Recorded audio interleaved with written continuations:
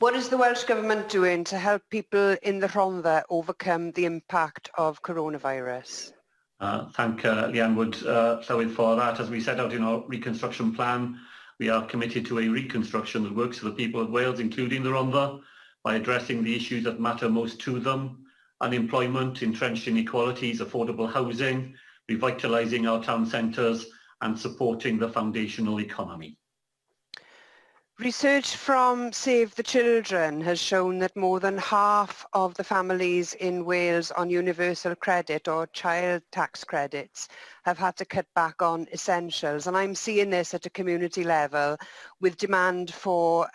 the anti-poverty food project that is run from my office with the help of local councillors and fantastic volunteers. Will you provide more support for struggling businesses and families? I'm sure you support the calls on the UK government today from the TUC, and I'm sure that you will also share my pessimism about those basic demands for workers' rights being met. So will you therefore tell us what your government can do to ensure that if people are to make, if people are to be made unemployed and lose their income, that they can claim some sort of universal basic income so that they don't lose their income if they do lose their livelihood, because we all know that when people lose their incomes, there are a lot of other problems that can follow on from that. So what can you do to introduce a universal basic income to overcome the problems that we know that the UK government are not going to solve? Llywydd, while I myself have long seen the attractions of a universal basic income, it's simply not an idea that is capable of being introduced unilaterally in Wales, just as the member sister party in Scotland has not been able to introduce a universal basic income in Scotland either. I am interested to see whether it is possible to run some experimental pilots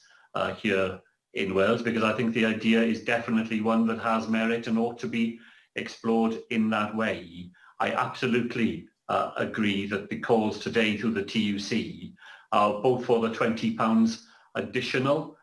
to universal credit that has been a feature of the pandemic ought to be continued beyond April of next year. That seems absolutely fundamental.